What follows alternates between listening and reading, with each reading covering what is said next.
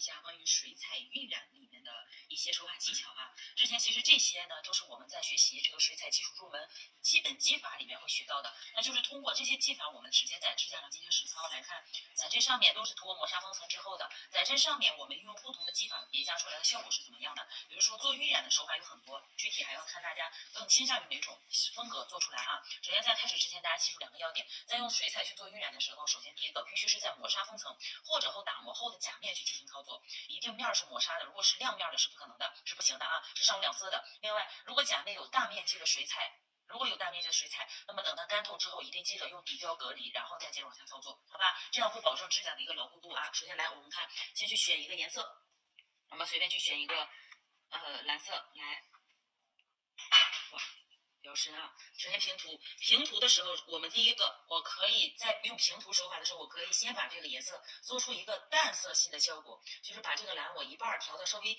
透一点点，我去进行晕染的叠加。来看啊，我先去叠到这儿，好，一个平涂，在这里。第一层颜色相对来说比较浅，那么等它干透之后，我们叠加第2层上色度就稍微深一点，再来上指甲上去看，在磨砂封层之后，先用浅色系的，你看同样是一个颜色，在纸上的显色度是不是比指甲上的显色度要高？而且这个指甲我没有涂任何底色啊，只是一个透明的甲片，打了一层这个蓝色的底啊，不是那个磨砂封层，第一层淡淡的蓝色。看不太出来，是不是？就是在指甲上做的时候，适当的把颜色加重一点，不能再那么浅了啊。好，我把第一层先叠上去，稍微让它有一点浅浅的蓝。好啦，这是用的平涂技法。等第一层干透之后，我们接下来用一个稍微重一点的这个色，一定是稍微比刚刚颜色要重一点点的，进行第2层叠加。就是晕染的，它不一定说只有1层嘛，所以说如果2层需要的话，可以直接这样，都是用平涂的手法去操作。当然，这里面也用到了咱们那个干叠啊，叠色的方法。你看2层叠加上去，好了，我还是这个颜色，在这个指甲上第1层涂上去了淡淡的，那第2层还是用平涂的手法把这个颜色进行叠加。有点干了啊，稍微湿润一点点。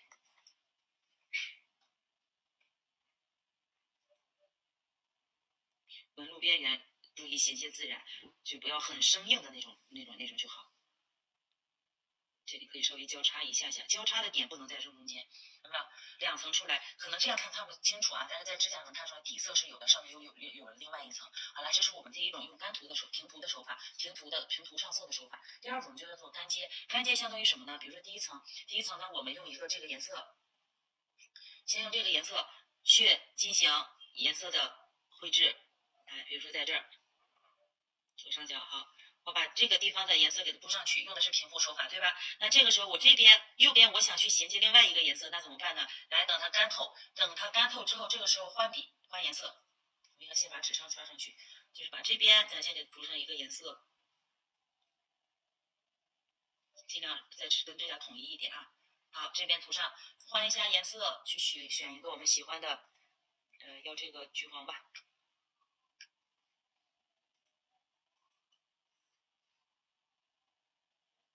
点水给它兑匀啊！你看，现在正好干透了，那这个时候我们在这个基础上去把2个颜色进行衔接啊，这个就叫做咱们的什么法？干接法一个做晕染的一个效果，可能颜色不需要这么重啊，包括干接之后，在这个黄色上面，我又可以在2个颜色中间我去稍微混色或者说叠加深色，也就是说这只是用了1层颜色，2层颜色做完它的这个效果以及它的整个纹路感觉会跟现在有一点点区别啊。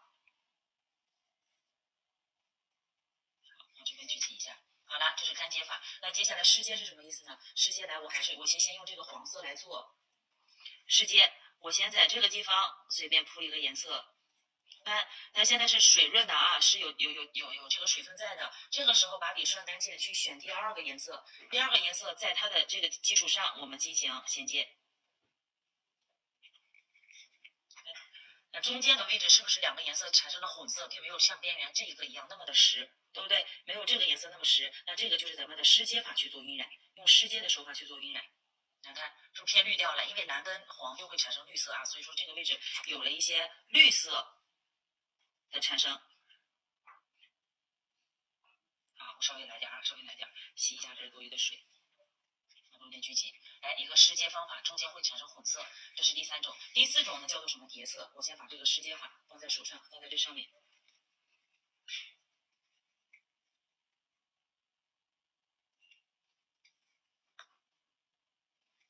在它里面进行混色，衔接。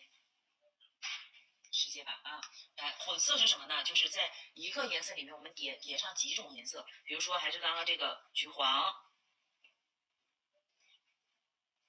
在橘黄，我在这里面来，我在夹面上铺上一层橘黄色，铺好之后，趁着它在没有干的时候做晕染了啊，趁着没有干的情况下，我在里面随机怎么样？混色啊，叠色还没说，是不是？先说混色啊，先说混色，来点上一些我们其他喜欢的颜色，然后包括还有一些红色吧，玫色啊加进去。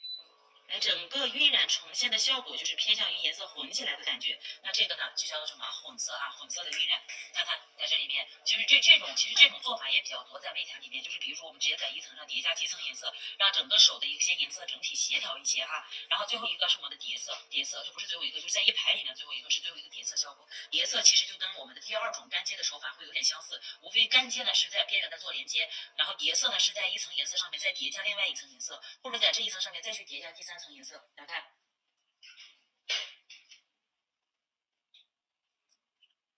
试试能不能上色，不上色就再来一点。指甲上就可不显色了，你们一定要注意好水颜料的比例。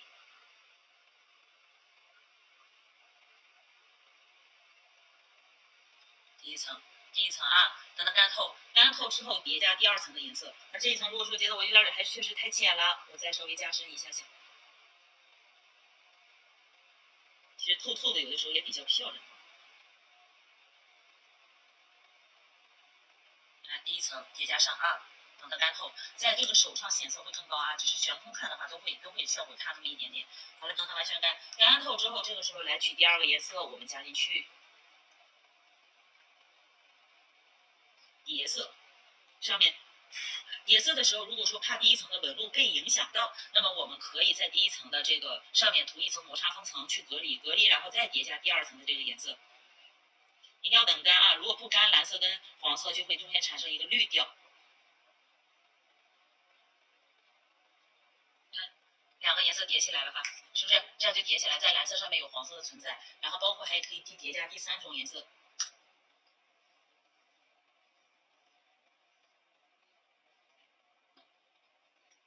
第3种，这上面适当的叠加一丢丢，随机选啊，随机选。看，这也叫做叠色。你看这是不是都是一些晕染？都是一些晕染。好了，这是我们这上面的这几种晕染，但是最常用的还是这个柔边，因为比如说我们选这个颜色啊，看这里柔边在运用里面是比较多的。比如说我把这个颜色叠上去，因为很容易就是说我们想要有一定的实色区域，有一定的浅色区域，对吧？然后来随便铺几个颜色啊，然后呢铺好颜色之后，我想要柔边，一定要等它这个干之前把笔上多余的水分弄掉，然后把边缘进行在清水的情况下把边缘给它揉开。比如说有的地方保留它的实色边，有的地方我们需要它虚化起来，不一定就是说每个边都必须虚化，但是尽量肯定不能每个边都是实色，每个边都是。你看一层简单的小晕染有了吧，对不对？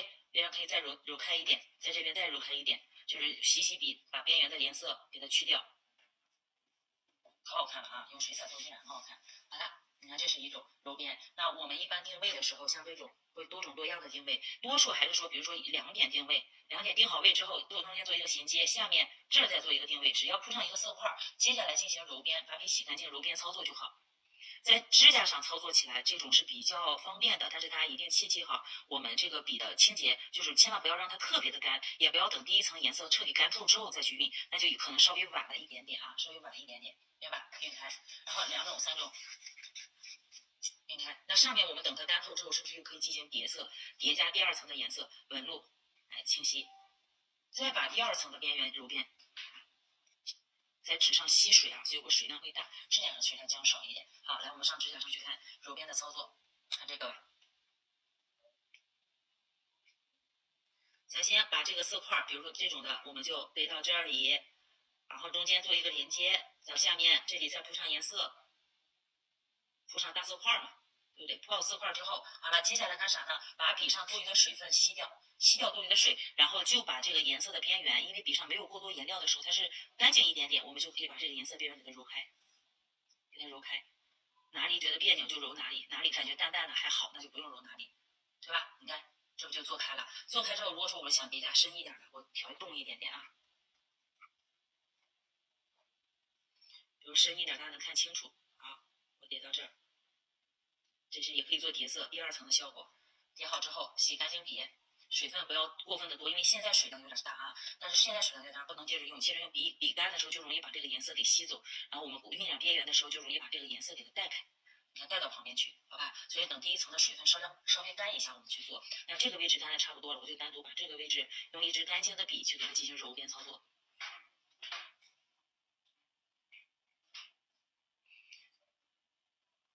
这里啊太圆了，稍微调整。OK，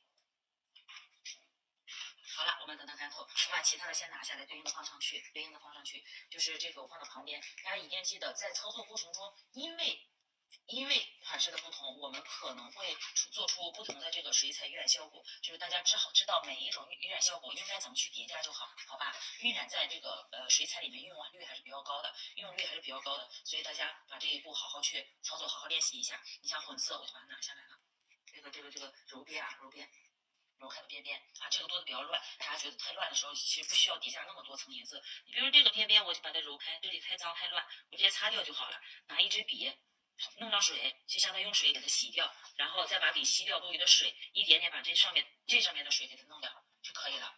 好吧，这是在做晕染，用水彩做晕染的几种不同手法。